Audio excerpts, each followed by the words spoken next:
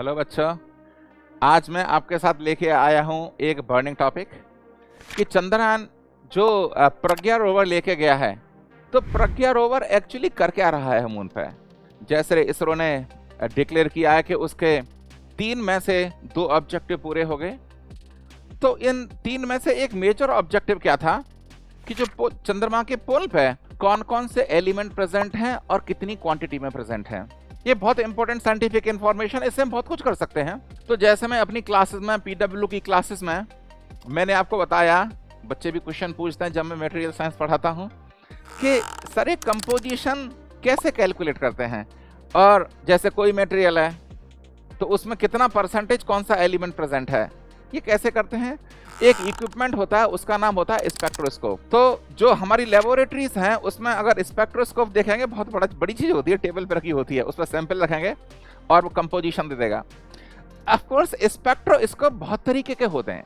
आपको सॉलिड में अगर कंपोजिशन एनालिसिस करनी है उसके लिए एक तरह का स्पेक्ट्रोस्कोप होता है, पाउडर के लिए एक होता है, लिक्विड्स के लिए एक होता है। तो जो प्रज्ञा रोवर लेके गया है ना स्पेक्ट्रोस्कोप, वो एक्सरे से चल रहा है एक्चुअली। तो देखो उसमें देखो सिस्टम क्या होता है।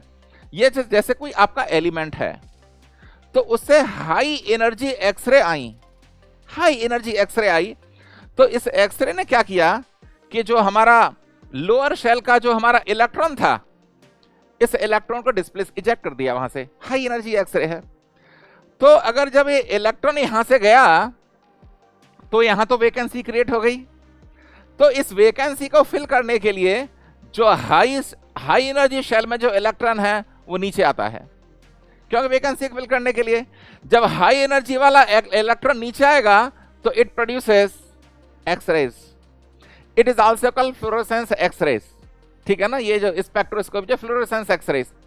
तो जैसे आपका एलिमेंट है, ये दूसरा, ये मैंने एक पेपर से लिया है, 2022 में पब्लिश हुआ है बाय डेनियल, उसका मैंने आर्ट वर्क लिया है। तो ये आपका सैंपल है, अल्फा पार्टिकल आया और यहां से जो एक्सरेज आई, एक्सरे कैसे आई, जो हमारी हाई एनर्जी लेवल इलेक्ट्रॉन नीचे जा रहा है तो उसको ये डिटेक्ट करता है।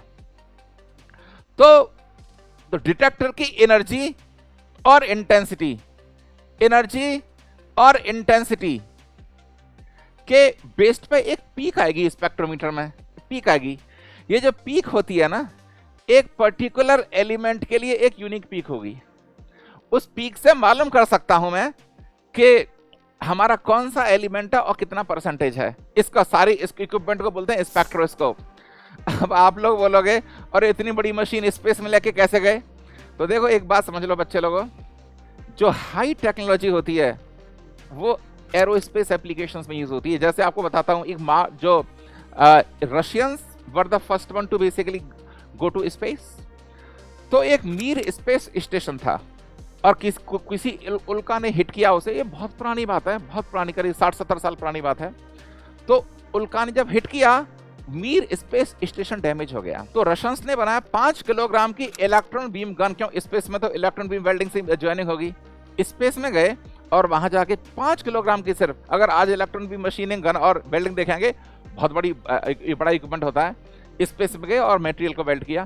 तो देखिए इसके लिए बहुत ही कॉम्पैक्ट हम लोगों ने डिजाइन किया था इंडियंस ने। वी आर प्राउड, जैसे हमारे प्राइम मिनिस्टर ने बोला कि make in India for ISRO. सब कुछ ज्यादातर चीजें यहीं बनी है, सब कुछ पूरा इंडिया में बना हुआ है। So we are also technology quite advance. तो जो हमारा रोवर है जो वहां पे प्रज्ञा, वो केमिकल एनालिसिस उसमें स्पेक्ट्रोमीटर है और बता रहा है हमें कि मून के सरफेस पे कौन कौन से एलिमेंट हैं, और इस प्रिंसिपल पे काम करता है।